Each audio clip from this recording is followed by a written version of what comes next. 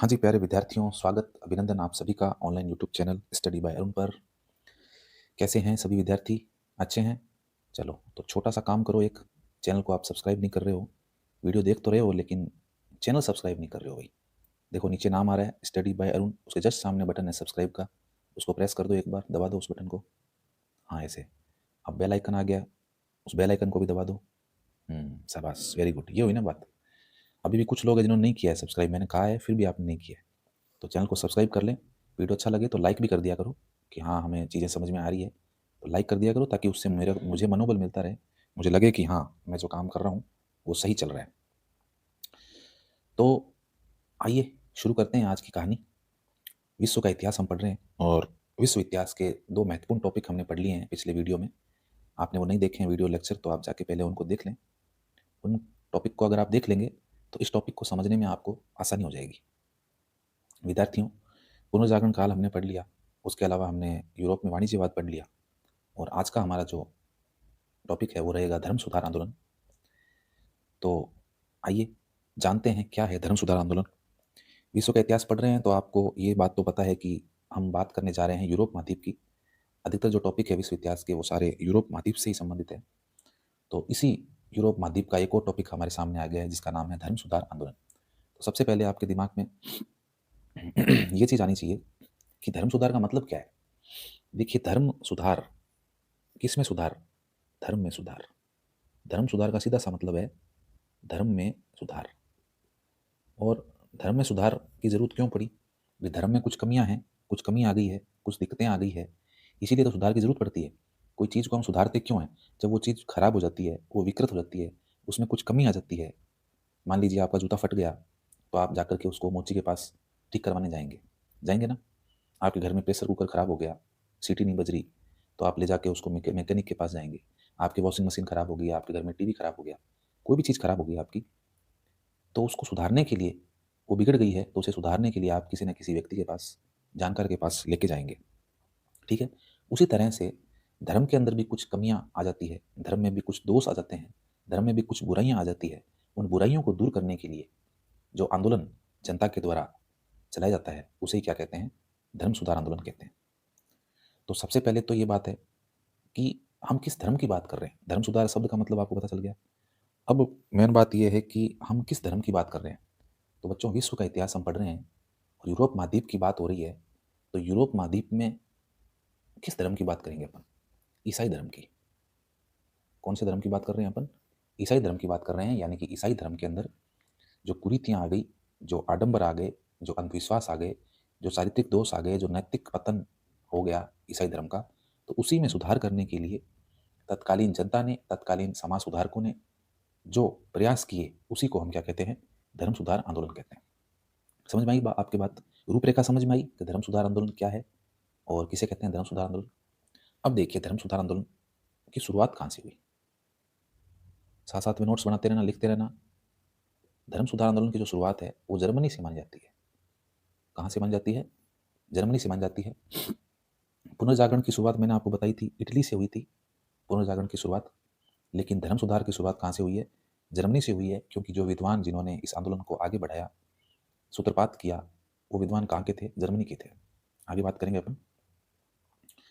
तो अब देखिए, ईसाई धर्म की बात हो रही है और ईसाई धर्म में कुछ बुराइयां आ गई है, उसको दूर करने के लिए ये आंदोलन चलाया गया। लेकिन हमें ये पता होना चाहिए कि उस समय में जब ये धर्म सुधार आंदोलन हुआ था बच्चों, इसका टाइम पीरियड क्या था? इसका टाइम पीरियड हमें पता होना चाहिए कि इसका जो समय है धर्म सुधार आंदोलन का, ये समय क्या था? जर्मनी में तो शुरुआत हुई थी, लेकिन हुई कब? तो एक फिक्स टाइम हम नहीं बता सकते कि इस तारीख को या इस महीने में या इस साल में ये आंदोलन हुआ था। क्योंकि बच्चों, कोई भी जब आंदोलन होता है तो आंदोलन धीरे धीरे उसकी पृष्ठभूमि बनती है और पृष्ठभूमि बनते बनते समय लग जाता है और आगे काफ़ी समय बाद जाकर के वो एक आंदोलन का रूप लेता है। जैसे हमारे एक वर्ष के अंदर बहुत सी ऋतुएं आती है, समझना बात को।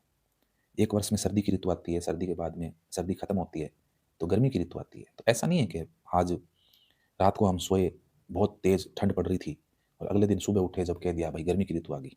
ऐसा होता है? नहीं होता, बिल्कुल नहीं होता। धीरे धीरे मौसम में बदलाव आता है। अभी सर्दी का मौसम चल रहा है, फरवरी, आज 10 फरवरी को मैं ये वीडियो रिकॉर्ड कर रहा हूँ, आप तक पहुँचेगा तो हो सकता है 11-12 हो जाए। तो अब फरवरी में देखो सर्दी कम हो गई है, आगे मार्च में और कम हो जाएगी और अप्रैल आते-आते गर्मी स्टार्ट, फरवरी के एंड में मार्च के बीच में ही थोड़ी गर्मी शुरू हो जाएगी धीरे-धीरे और फिर आगे चल के अप्रैल, मई, जून तक जाकर के जलने लग जाएगा सब कुछ।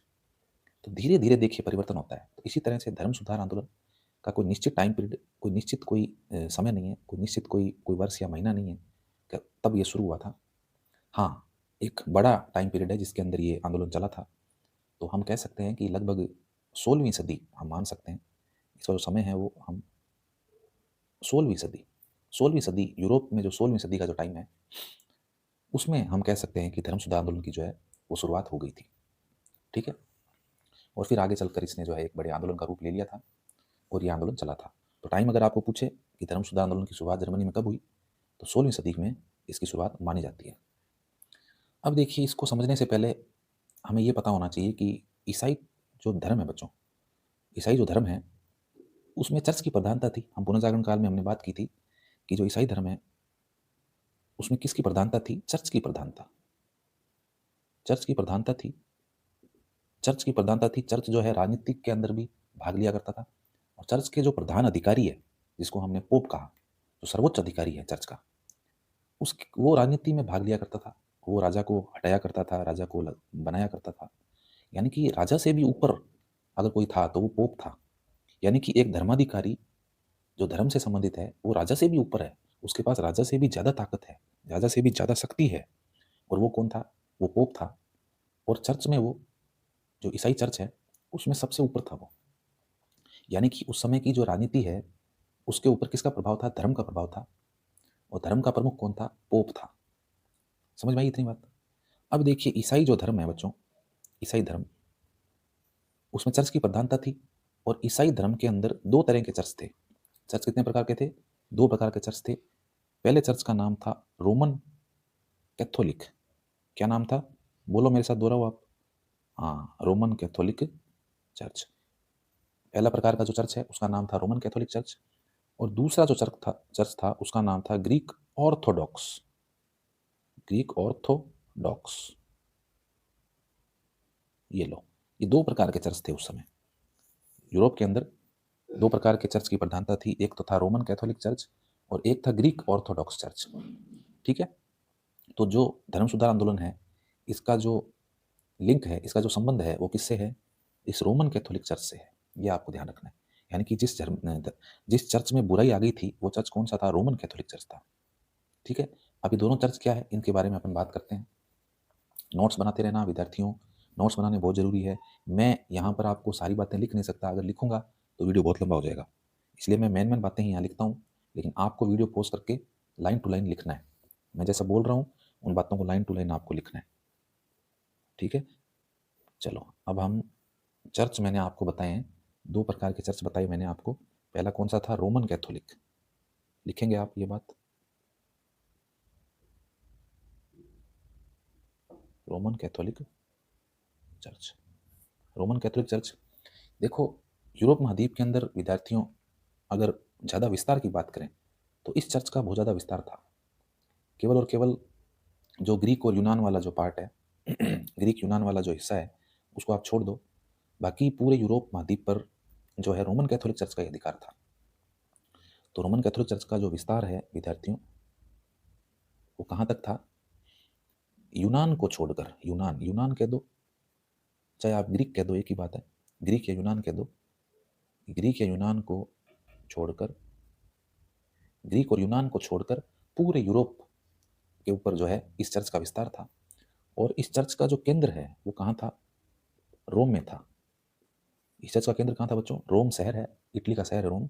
तो वो इसका प्रमुख केंद्र था, हेड ऑफिस था एक तरह से आप कह सकते हो। ब्रांचेस जो थी, इसकी जो शाखाएं थी चर्च की, वो पूरे यूरोप के अंदर फैली हुई थी। केवल यूनान और ग्रीक वाले एरिया को छोड़ दो आप, इसको छोड़ दो। इसके अलावा पूरे यूरोप के अंदर इसकी शाखाएं चर्च की फैली हुई थी। और इसका जो हेड ऑफिस था, मेन मुख्य केंद्र था, वो कहाँ था? रोम शहर था। ठीक है? अब इस रोमन कैथोलिक चर्च का जो धर्माधिकारी है या आप कह सकते हो मुख्य अधिकारी, मुख्य अधिकारी वो क्या कहलाता था? मैंने आपको बताया अभी अभी क्या कहलाता था मुख्य अधिकारी? पोप कहलाता था। पोप। पोप जो है वो रोमन कैथोलिक चर्च का मुख्य अधिकारी था। तो ये समझ में आई आपको बात रोमन कैथोलिक चर्च के बारे में। चलिए दूसरा चर्च कौन था? दूसरा चर्च था Greek Orthodox, Greek Orthodox church. ये दूसरा चर्च है। इसके विस्तार की बात करें अपन तो विद्यार्थियों इसका विस्तार केवल और केवल कहाँ था? यूनान में था। यूनान कह दो चाहे आप ग्रीक कह दो, एक ही बात है। केवल विस्तार इसका यहाँ तक ही था, यानी कि सीमित विस्तार था इसका, छोटे एरिया पर इसका विस्तार था। और इसका जो प्रधान अधिकारी था वो कौन था? इसका प्रधान अधिकारी या मुख्य अधिकारी कौन था? पेट्रार्क था, पेट्रार्क। इस चर्च का प्रधान अधिकारी क्या कहलाता था? पेट्रार्क कहलाता था। जैसे रोमन कैथोलिक का प्रधान अधिकारी पोप कहलाता था, उसी तरह से ग्रीक ऑर्थोडॉक्स चर्च का मुख्य अधिकारी क्या कहलाता था? पेट्रार्क कहलाता था। ठीक है, नीचे नोट लगा के लिखोगे क्या लिखोगे कि धर्म सुधार आंदोलन का संबंध किससे था? इस रोमन कैथोलिक चर्च से था। लिखो, धर्म सुधार आंदोलन का संबंध रोमन कैथोलिक चर्च से था। लिख लिया? चलो अब आगे चलते हैं और आगे हम अब बात करते हैं धर्म सुधार आंदोलन के कारणों की, कि भाई धर्म सुधार आंदोलन के कारण क्या थे।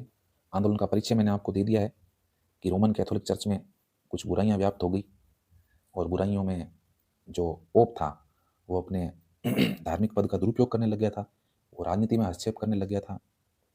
राजा भी उससे परेशान थे, जनता भी उससे परेशान थी। दुनिया भर का पाखंड, आडंबर, ढोंग, रूढ़िवादी सोच, परंपरागत सोच लोगों में फैला रखी थी। आचरण उसका भ्रष्ट था, नैतिक रूप से गिरा हुआ था, चारित्रिक रूप से भी पोप जो थे उसके अंदर दोष थे, कई तरह के अवगुण थे उसके अंदर, एक से अधिक महिलाओं से संबंध थे, ग्रस्त जीवन जीता था। तो बताओ काय का पादरी है, काय का पोप है? तो धर्माधिकारी होते हुए भी इस तरह के गंदे आचरण वो करता था। इस वजह से जो है धर्म सुधार आंदोलन यूरोप के अंदर हुआ, तो ये कारण माना जाता है।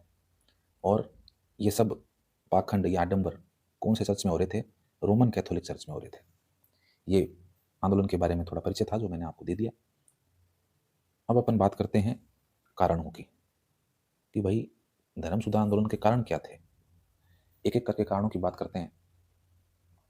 तो देखो, सबसे पहला हम जानेंगे राजनीतिक कारण। राजनीतिक कारण, धर्म सुधार आंदोलन के राजनीतिक कारणों की अपन बात करते हैं। तो सबसे पहला तो विद्यार्थियों राजनीतिक कारण ये था कि मैंने आपको बताया कि चर्च का प्रभाव ज़्यादा था।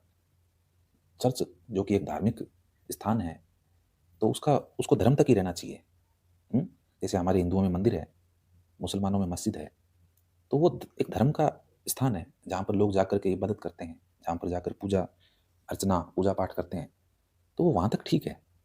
लेकिन क्या हमारे मंदिर और मंदिर में बैठने वाले पंडित या मुसलमानों के मस्जिदों में बैठने वाले काजी या मौलवी साहब, क्या वो राजनीति में हस्तक्षेप करते हैं? क्या उन्हें राजनीति से कोई संबंध है? क्या उन्हें नेताओं से या सरकारों से कोई वास्ता है उनका? नहीं है। लेकिन यूरोप में ऐसा हो रहा था कि यूरोप का जो पादरी वर्ग है, जो पोप वर्ग है, जो धार्मिक अधिकारी हैं, वो राजनीतिक मामलों के अंदर हस्तक्षेप करते थे। किसे राजा बनाना है, किसे हटाना है, देश की शासन व्यवस्था किस तरह से चलेगी, इन सब चीज़ों में हस्तक्षेप करते थे, वो अपनी टांग अड़ाते थे वो। तो इस वजह से राजा भी परेशान था, लिखूंगा बाद में मैं, समझ लो आप पहले। तो इस वजह से पोप के इन कर्मों के कारण, इन कार्यों की वजह से राजा भी परेशान था। राजा भी नहीं चाहता था कि भाई मेरे ऊपर पोप अपना अधिकार जमा के रखे। और दूसरी तरफ जनता जो थी वो भी नहीं चाहती थी कि भाई हमारे राजा से ऊपर पोप रहे या चर्च का प्रभाव रहे राजा के ऊपर। तो पहला कारण राजनीतिक कारण यही है कि भाई चर्च जो है वो देश के राजनीतिक मामलों में क्या करता था? हस्तक्षेप करता था। तो पहला कारण लिखेंगे राजनीतिक कारण, कि आंदोलन का एक पहला कारण ये है कि चर्च देश के राजनीतिक मामलों में, लिखो लिखो मेरे साथ लिखो, आप बैठो मत भाई। चर्च देश के राजनीतिक मामलों में क्या करता था? हस्तक्षेप करता था, टांग अड़ाता था। ठीक है, तो पहला कारण तो ये राजनीतिक कारण। दूसरा कारण देखो क्या है। दूसरा कारण ये है कि बच्चों, राज्य का जो विकास है, राज्य का जो विकास है, किसी देश का विकास है, तो उसके लिए शासक काम करेगा। भाई राजा जो है वो नीतियाँ बनाएगा, कानून बनाएगा और अपनी तरफ से प्रयास करेगा कि भाई देश का विकास किस तरह से हो, नई नई नीतियाँ बनाएगा, शासन के आदेश जारी करेगा। लेकिन यहाँ यूरोप में तो उल्टा हो रहा था। जो शासन के आदेश है, जो कानून है, उन कानूनों के ऊपर जो है वो कौन था? पोप था। यानी कि राजा का जो न्यायालय है, राजा जो न्याय करता है, उस न्याय को चुनौती देता था। कहाँ का? यूरोप का धार्मिक न्यायालय। यानी राजा ने कोई न्याय कर दिया तो उस न्याय के ऊपर पोप अपना न्याय अलग से सुनाता था। समझ रहे हो बात को? यानी कि धार्मिक न्यायालय जो थे उनका प्रभाव था न्याय व्यवस्था के ऊपर। तो लोग नहीं चाहते थे कि भाई हमारे किसी मामलों पर सुनवाई पोप करे या कोई धार्मिक न्यायालय हमारे ऊपर कंट्रोल अपना रखे। लोग ऐसा नहीं चाहते थे। राजा भी परेशान था। राजा भी सोचता था ये क्या है, मतलब मैंने कोई निर्णय दे दिया है तो उसके खिलाफ पोप जो है वो अपना निर्णय सुना रहा है। तो ये एक समस्या थी, एक राजा में और पोप के बीच में आपस में अनबन रहती थी उन राजा की और पोप की। और जनता भी परेशान थी। जनता भी नहीं चाहती थी कि भाई हमारे किसी अ, हमारे देश में कोई ऐसा कानून, जिस कानून के ऊपर पोप अपना अधिकार जमाए और खुद का नया कानून लेकर गए। समझ रहे हो? तो ये राजनीतिक कारण दूसरा था कि भाई देश के नागरिक चाहते थे कि उनका एक देश है तो उनका एक शासक हो, उनका एक कानून हो और किसी और का उनके ऊपर प्रभाव नहीं रहना चाहिए। ठीक है? तो आप क्या लिखेंगे कि जनता चाहती थी। दूसरा कारण आप लिखेंगे जनता चाहती थी। बिल्कुल सरल शब्दों में लिखवा रहा हूं मैं आपको, आपकी भाषा में लिखवा रहा हूं ताकि आपको समझ में आए बात। जनता चाहती थी कि एक देश, एक कानून, एक देश एक कानून और उन पर किसी धार्मिक न्यायालय का प्रभाव ना हो। एक देश हो, एक कानून हो और उन पर किसी भी धार्मिक न्यायालय का जो है वो प्रभाव नहीं होना चाहिए। ठीक है? तो ये दूसरा कारण था। तीसरे कारण की बात करते हैं बच्चों, राजनीतिक कारण की। तो वो ये है कि चर्च के पास में जो है खूब सारी संपत्ति थी। संपत्ति बहुत ज़्यादा थी चर्च के पास में। चर्च संपत्ति तो अपने आप ही होगी, क्योंकि कानून जब पोप बना रहा है, पोप अपना कानून बना रहा है, राजा के कानून का वो पालन नहीं कर पा रहा, राजा के कानूनों को कोई मान्यता नहीं मिल पा रही देश में, पोप खुद के कानून बना रहा है, तो पोप के पास संपत्ति भी खूब सारी होगी। अब पोप के पास इतनी सारी संपत्ति है तो उस संपत्ति के कारण जो वहाँ का राजा है उसको वो सहन थोड़ी होगी कभी मेरे से ज़्यादा एक धर्माधिकारी के पास में संपत्ति हो, वो ऐसा नहीं चाहेगा। तो ये भी एक कारण था राजा के और पोप के बीच में संबंध खराब होने का कि चर्च के पास में क्या थी? चर्च के पास क्या थी? चर्च के पास असीम संपत्ति थी। चर्च के पास असीम संपत्ति थी और राजा राजा के लिए क्या थी? राजा के लिए ये बात असहनीय थी। राजा इस चीज़ को सहन नहीं कर सकता था। तो ये एक राजनीतिक कारण है। इनकी वजह से क्या हुआ था? राजा के बीच में और चर्च के बीच में क्या हुआ? संघर्ष हुआ और जिसे हम धर्म सुधार आंदोलन कहते हैं। ठीक है? चलो, ये हो गए राजनीतिक कारण। अब अपन पढ़ते हैं आर्थिक कारण। अब अपन आर्थिक कारण की बात कर रहे हैं कि ऐसे कौन से आर्थिक कारण थे जिसकी वजह से धर्म सुधार आंदोलन हुआ। तो पहला आर्थिक कारण तो ये था कि आर्थिक रूप से शोषण हो रहा था लोगों का। बहुत सारे टैक्स लिए जा रहे थे लोगों से बिना बात के, और धार्मिक टैक्स थे वो। धर्म के नाम पर जो है टैक्स लिए जा रहे थे चर्च के द्वारा, और उसका विरोध किया लोगों ने, तो ये आंदोलन हुआ। जैसे जैसे एक धार्मिक टैक्स है, धार्मिक कर है बच्चों, जिसका नाम है टाइथ। टाइथ कर, टाइथ नाम का एक कर था, एक टैक्स था जो लोगों से लिया जाता था। क्या था टाइथ? एक धार्मिक कर था। धार्मिक कर था एक टाइथ नाम का, जो लोगों से लिया जाता था, जबरन वसूल किया जाता था। तो इस वजह से लोग परेशान थे, लोग देना नहीं चाहते थे। धर्म के नाम पे किस बात का टैक्स? एक टैक्स था जिसका नाम था पीटर्स पेंस।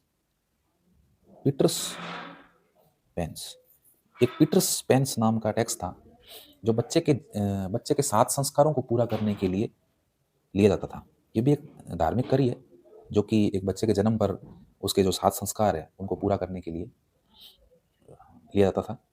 तो ये भी, इस कर को देने से भी लोगों ने क्या किया? मना कर दिया। भाई किस बात का कर? बच्चे का जन्म हो रहा है, 7 संस्कार पूरे हो रहे हैं, तो हम टैक्स दें इसके ऊपर? बताओ। तो इन सब टैक्सों की वजह से, करों की वजह से लोगों के ऊपर आर्थिक भार बढ़ गया, आर्थिक बोझ बढ़ गया और लोगों में असंतोष व्याप्त हो गया। और जनता ने आंदोलन कर दिया और उसी आंदोलन को हम कहते हैं धर्म सुधार आंदोलन। अच्छा, और अपन बात करें तो तीसरा आर्थिक कारण की बात करें तो व्यापारी वर्ग के अंदर भी बच्चों जो है, जो व्यापारी वर्ग है, यूरोप का जो व्यापारी वर्ग है, उसके अंदर भी असंतोष व्याप्त हो गया था। क्यों हो गया असंतोष व्याप्त? क्योंकि चर्च ने ये कह रखा था व्यापारियों को कि आप ऋण जो है वो ना तो दे सकते हैं ना ले सकते हैं। ऋण यानी उधार, उधार आप दोगे भी नहीं और लोगे भी नहीं। अब बताओ, व्यापारी अगर उधार नहीं लेगा, कर्ज नहीं लेगा तो व्यापार कैसे चलाएगा? व्यापारी को तो कर्ज लेना पड़ता है, पैसे लेने पड़ते हैं। पैसे लेगा वो तभी तो व्यापार में लगाएगा, इन्वेस्ट कैसे करेगा? वो कहाँ से लाएगा पैसे? हर व्यापारी के पास इतना पैसा थोड़ी होता है। तो अब चर्च ने क्या कहा? चर्च ने कहा कि ना तो आप ऋण लोगे ना दोगे, क्योंकि अगर आप ऋण लोगों को दोगे तो फिर उनसे आप ब्याज लोगे, और ब्याज आपको लेना नहीं है। ब्याज बाइबल में मना है, ब्याज आप नहीं ले सकते हो, ऐसा चर्च ने कहा व्यापारियों को। तो व्यापारी अब खिलाफ हो गए चर्च के कि भाई बिना ऋण के तो काम कैसे चलेगा? अभी वर्तमान में भी देखो, बैंकों से व्यापारी लोन लेते हैं, फिर बैंक को ब्याज चुकाते हैं, प्लस व्यापारियों से भी जो जनता है वो कर्ज लेती है और व्यापारी फिर उनसे ब्याज वसूल करता है ना। तो चर्च ने क्या कहा, धर्माधिकारियों ने, पोप ने क्या कहा कि भाई ना तो आप ऋण लोगे ना दोगे, क्योंकि अगर आप ऋण दोगे लोगों को तो आप ब्याज लोगे, और ब्याज लेना जो है बाइबल में सख्त मना है। तो व्यापारी वर्ग भी क्या हो गया? चर्च के खिलाफ हो गया। लिख लेना आप ये बातें, मैं बोल रहा हूँ या लिख नहीं रहा हूँ। लिखने में मैं भी थोड़ा सा आलसी हूँ आपकी तरह, लेकिन आपको लिखनी है सब बातें, ठीक है? ताकि आगे आपको ये दोबारा ये चीज़ें सामने आएगी आपके, आप पढ़ोगे, लिखी हुई होगी तो आपको अच्छे से याद हो जाएगी। तो व्यापारी वर्ग क्या हो गया? चर्च के खिलाफ हो गया। तो ये एक तीसरा आर्थिक कारण मानते हैं अपन इसको। पहला अपन ने क्या बताया? टाइथ नामक धार्मिक कर। दूसरा पीटर स्पेंस, जो कि बच्चे के जन्म के ऊपर उसके जो संस्कार होते हैं उसको लेकर के जो एक कर लगाया था, उसको कहते हैं पीटर स्पेंस। और तीसरा कारण है व्यापारिक वर्ग का असंतोष। ये तीन आर्थिक कारण थे। अब अपन पढ़ते हैं धर्म सुधार आंदोलन के कुछ धार्मिक कारण पढ़ते हैं अपन। अब अपन धर्म सुधार आंदोलन के धार्मिक कारण पढ़ते हैं अपन। धार्मिक कारण समझ में तो आ रहा है ना आपके? सब जो पढ़ा रहा हूं मैं, कमेंट करके बता देना कुछ ही नहीं समझ में आया तो, और प्रयास करेंगे अच्छा करने की। तो देखो, धार्मिक कारणों में क्या था? धार्मिक कारणों में सबसे पहला कारण तो ये था कि चर्च जो था ना, पहले मैंने बताया आपको, पोप वर्ग जो है, पादरी वर्ग है, वो भ्रष्टाचार में डूबे हुए थे, भ्रष्ट हो चुके थे, एकदम घूसखोर हो गए थे, लोगों से पैसा लिया करते थे और पैसा ले लेके चर्च में खूब सारी संपत्ति इकट्ठी कर रखी थी। तो पहला कारण तो अपन लिखेंगे कि चर्च में क्या व्याप्त हो गया था? चर्च में भयंकर भ्रष्टाचार हो गया था। भ्रष्टाचार हो गया था, यानी रुपए पैसे दे दे के, रुपए दो और अपना काम करवाओ।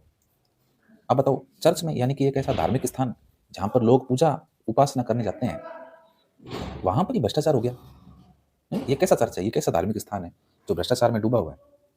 और वहां के पदाधिकारी है वो भी भ्रष्ट है एक नंबर के। तो ये एक धार्मिक कारण माना गया धर्म सुधार आंदोलन का, कि चर्च में भ्रष्टाचार फैल गया। दूसरा धार्मिक कारण देखो विद्यार्थियों, ये था कि मैंने आपको पहले बताया कि जो धर्म के जो अधिकारी थे, पोप है, पादरी है, बिशप है, कार्डिनल्स है, ये सारे धार्मिक अधिकारी हैं। ये मैं बताऊंगा आपको आगे, एक चित्र बना के आपको दिखाऊंगा। उस चित्र के माध्यम से सारे क्रम के अनुसार बताऊंगा कि कौन सा अधिकारी सबसे ऊपर है, कौन नीचे है। पोप है, कार्डिनल्स है, प्रीस्ट है, बिशप है, ये सारे बात करेंगे इनकी। तो ये जितने भी धर्म के जो अधिकारी हैं, जिनके नाम मैंने आपके सामने लिए हैं, ये अनैतिक हो चुके थे। लिखो आप इसको, इस चीज़ को लिखो आप, कि धार्मिक जो अधिकारी है, धार्मिक अधिकारी वो कैसे हो गए थे? उनका जो आचरण है वो कैसा हो चुका था? अनैतिक हो चुका था। अनैतिक, अनैतिक कह दो, या फिर आप कह दो इनको चरित्रहीन। चरित्रहीन कह दो आप इनको, एक ही बात है। अनैतिक कह दो चाहे चरित्रहीन कह दो। तो धार्मिक अधिकारियों के अंदर चारित्रिक दोष आ गए थे। एक से अधिक विवाह करना, महिलाओं के साथ अवैध संबंध रखना, ठीक है, उसके अलावा संपत्ति को इकट्ठा करना, अवैध संतानें होना, इस तरह के धार्मिक अधिकारियों के अंदर ऐसे दोष आ गए थे। तो ये भी एक चर्च की प्रतिष्ठा को आघात पहुंचा। लोगों के अंदर चर्च के प्रति रोष पैदा हो गया और उसने धर्म सुधार आंदोलन का रूप ले लिया। एक कारण अपने लेते हैं पोप की सांसारिकता। पोप की सांसारिकता का मतलब है कि पोप जो है वो एक धार्मिक अधिकारी है। पोप एक धार्मिक अधिकारी है, लेकिन वो सांसारिक जीवन जीता था। जैसे सांसारिक जीवन जीते हैं, रुपये पैसों में, शोहरत में, अच्छा खाना, अच्छा पहनना, ऐशो आराम की ज़िंदगी जीना, और चारित्रिक रूप से दोषों से घिरा हुआ। मैंने बताया ना आपको, एक से अधिक महिलाओं से संबंध, कई महिलाओं को, ये पोप जो थे, कई महिलाओं के साथ इनके संबंध होते थे और उनसे फिर अवैध संतानें होती थी। तो इस तरह की सांसारिक जीवन, भोग विलास का जीवन ये लोग जीते थे। तो इसके प्रति भी लोगों के अंदर क्या हो गया, रोष पैदा हो गया था। आप ये कह सकते हो कि जिस तरह से अभी पीछे अपने बहुत से भारत में भी ढोंगी बाबा पकड़े गए हैं, डेरा सच्चा सौदा सिरसा हरियाणा का राम रहीम, जो अब जेल में बैठा है, चक्की पीस रहा है, आसाराम बापू ले लो राजस्थान के। तो ऐसे जो भ्रष्ट धर्माधिकारी हैं, जो धर्म के ठेकेदार बन रहे हैं, जिनके ऐसे बुरे आचरण, बुरे करते, जिनकी वजह से वो आज जेलों में पड़े हैं, तो ये जो पोप थे ये भी ऐसे ही थे, भ्रष्ट थे, ये सांसारिक जीवन जीते थे, भोग विलास में डूबे रहते थे। और इन सब के कारण लोगों ने इनको नापसंद कर दिया और कहा कि भाई अब समय आ गया है, यूरोप में धर्म सुधार आंदोलन को लेकर आया जाए। इसीलिए ये एक धार्मिक कारण है, पोप की सांसारिकता, जो कि धर्म सुधार आंदोलन का एक कारण माना जाता है। अब धार्मिक कारण के बाद बच्चों एक तात्कालिक कारण भी अपने को पता होना चाहिए। तात्कालिक कारण का मतलब है कि उस समय जब धर्म सुधार आंदोलन शुरू हुआ 16वीं शताब्दी में, उस समय ऐसी क्या घटना घटी जिससे यह आंदोलन एकदम परवान चढ़ गया। तो आप लिखेंगे तात्कालीन कारण। तात्कालीन कारण। तो तात्कालीन कारण क्या है? तात्कालीन कारण विद्यार्थियों जो है वो है पोप के द्वारा इंडल्जेंस की बिक्री। इंडल्जेंस का मतलब है पाप विमोचन पत्र। लिखो पहले आप, फिर मैं आपको समझाऊंगा। पोप के द्वारा पाप विमोचन पत्रों की, पोप के द्वारा पाप विमोचन पत्रों की बिक्री। पाप विमोचन पत्रों की बिक्री। अब ये पाप विमोचन पत्र क्या होते हैं? ये पाप विमोचन पत्र तो अपन हिंदी में बोल रहे हैं, इसको बोलेंगे आप इंडल्जेंस। सही नाम क्या है? इंडल्जेंस है। अपने तो इसका हिंदी अर्थ किया है इंडल्जेंस का। इंडल्जेंस की बिक्री। इंडल्जेंस को हिंदी में बोलेंगे पाप विमोचन पत्र। पाप विमोचन पत्र का मतलब है ऐसे लेटर, ऐसे पत्र, ऐसा पत्र, इस तरह का पत्र, यदि उस पत्र को आप खरीद लेते हो तो आपके सारे के सारे पाप जो है वो माफ हो जाएंगे। बताओ, ऐसा पॉसिबल है?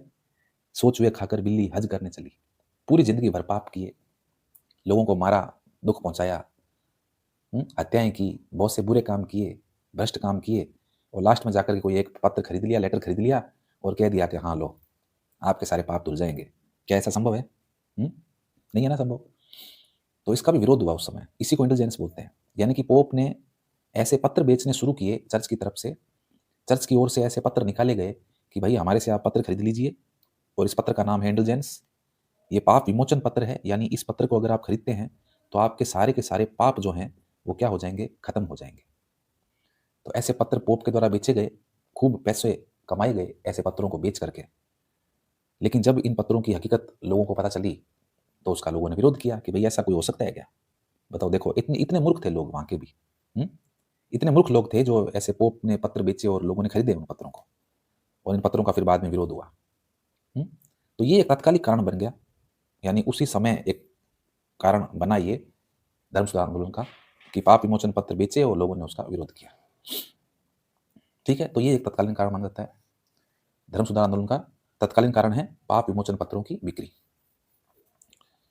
अब लगभग अपन ने धर्म सुधार आंदोलन के जो कारण थे मेन वो अपन ने पढ़ लिए हैं, और अब एक कारण और पढ़ेंगे कि भाई उस समय में कुछ ऐसे व्यक्ति, ऐसे बुद्धिजीवी व्यक्ति, विद्वान लोग हमारे सामने आए जिन्होंने पूरा जन आंदोलन को तैयार किया, लोगों को जागरूक किया, लोगों को बताया कि भाई जो पोप और पादरी वर्ग जो बातें कह रहा है वो सारी झूठी बातें हैं।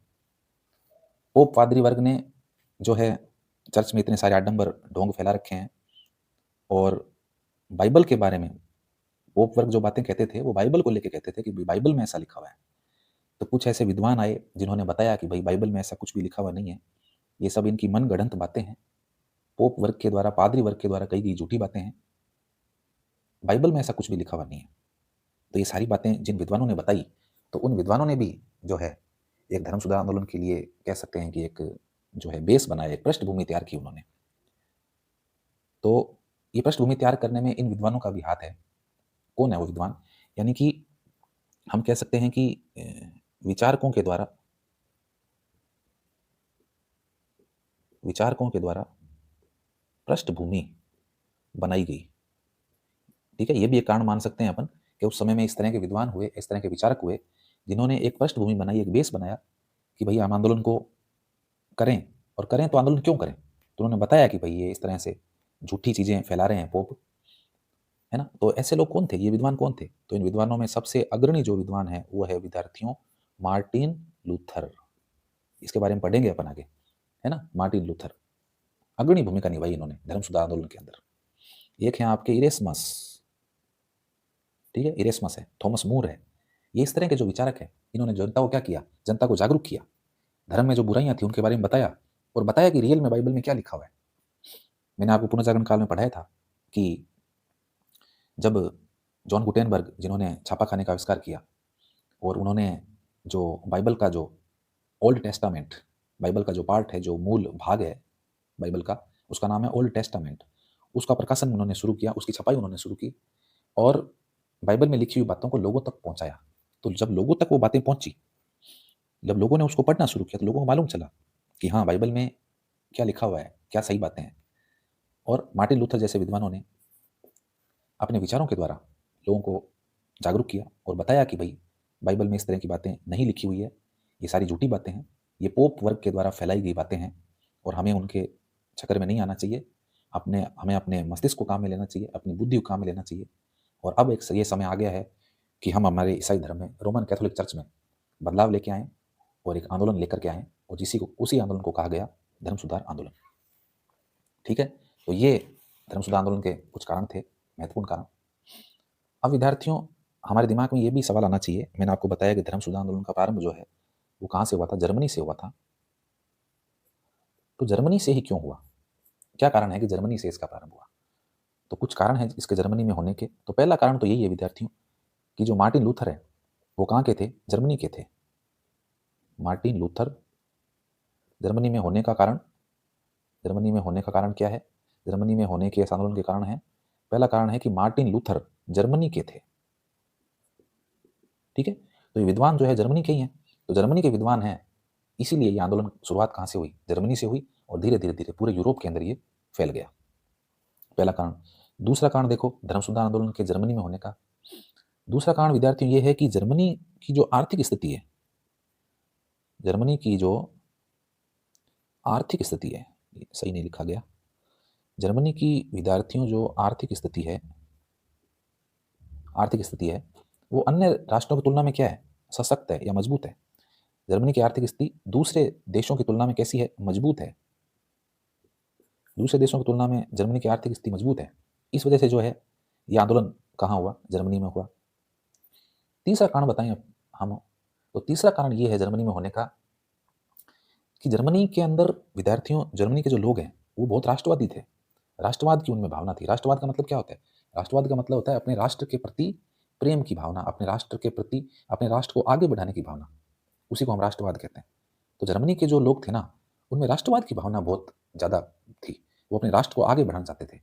वो नहीं चाहते थे कि हमारे राष्ट्र के ऊपर किसी धर्म का प्रभाव रहे, कोई धार्मिक न्यायालय हमारे राष्ट्र को चलाए, वो ये नहीं चाहते थे। वो एक राष्ट्र और उस राष्ट्र को आगे बढ़ाने के लिए प्रयासरत थे। मानववादी सोच थी जर्मनी के लोगों के अंदर, मानववादी सोच थी, यानी मानव का विकास होना पहले जरूरी है। धर्म ठीक है अपनी जगह है, लेकिन मानव से ऊपर धर्म नहीं हो सकता। मानव का विकास होना जरूरी है, मानव की जो आवश्यकताएं हैं वो पूरी होनी जरूरी है। धर्म उसके साथ साथ चल सकता है, लेकिन धर्म कभी भी मनुष्य से ऊपर नहीं हो सकता। ऐसी बातें जर्मनी वाले कहते थे। तो जर्मनी के लोग बहुत मानवतावादी सोच रखते थे और राष्ट्रवादी सोच थी उनकी। तो तीसरा कारण जर्मनी में होने क्या कहेंगे अपन? जर्मनी वासियों की सोच कैसी थी? मानववादी, मानववादी थी और राष्ट्रवादी थी। ठीक है, मानववादी और राष्ट्रवादी सोच थी जर्मनी वासियों की। इस वजह से जो धर्म सुधार आंदोलन है ये कहाँ हुआ? जर्मनी में हुआ। अच्छा, उसके अलावा देखिए विद्यार्थियों, जर्मनी में धर्म सुधार आंदोलन होने का कारण, एक कारण ये भी माना जाता है कि जर्मनी के अंदर जो राजतंत्र था और राजतंत्र तो वैसे भी राजा का शासन, जिस किसी भी राष्ट्र में राजा का शासन हुआ है तो वो निरंकुश ही हुआ है। अभी जैसे गणतंत्र चल रहा है, राजा का शासन नहीं है, प्रजा का शासन है। हम अपने प्रतिनिधि चुन करके भेजते हैं पार्लियामेंट में, लोकसभा में, और वो फिर हमारी समस्याओं को, हमारे क्षेत्र की समस्याओं को दूर करते हैं। तो अभी तो गणतंत्र है, हमारे भारत देश में गणतंत्र है, और भी देश है जहाँ गणतंत्र का पालन हो रहा है। लेकिन उस समय जब राजाओं का शासन था तो राजतंत्र था। और राजतंत्र कैसा होता है? राजतंत्र निरंकुश होता है, राजा जैसा चाहेगा वैसा करेगा। ठीक है, ये तो हम शुरू से पढ़ते आ रहे हैं कि राजतंत्र हमेशा निरंकुश होता है। कुछ एक राजा को छोड़ करके राजा सारे निरंकुश ही होते हैं, वो अपनी मर्जी चलाते हैं, प्रजा की वहां पर कोई भावना का ध्यान रखा नहीं जाता। तो जर्मनी में क्या था? निरंकुश राजतंत्र था। और जर्मनी वासी जो थे वो चर्च के प्रभाव को स्वीकार नहीं करते थे। वो नहीं चाहते थे कि चर्च हमारे राजतंत्र के ऊपर हावी हो। ठीक है, तो ये भी एक कारण माना जाता है कि जर्मनी के शासक निरंकुश थे, राजतंत्र था वहां पर, और वो चर्च की अधीनता को स्वीकार नहीं करते थे। इसीलिए उन्होंने चर्च की क्या करनी शुरू कर दी? चर्च की अवहेलना शुरू कर दी उन्होंने। चर्च की बातें माननी उन्होंने शुरू कर दी, चर्च की बातें ना माननी उन्होंने शुरू कर दी, है ना? तो इसीलिए जो आंदोलन है ये जर्मनी में हुआ। तो ये भी एक कारण है कि जर्मनी में क्या था विद्यार्थियों? जर्मनी में निरंकुश राजतंत्र था। निरंकुश राजतंत्र था। जर्मनी का जो राजतंत्र था वो कैसा था? निरंकुश था। और चर्च के प्रभाव को लिखो साथ में आप, चर्च के प्रभाव को स्वीकार नहीं करते थे। चर्च के प्रभाव को ये लोग, जर्मनी वाले, स्वीकार नहीं करते थे।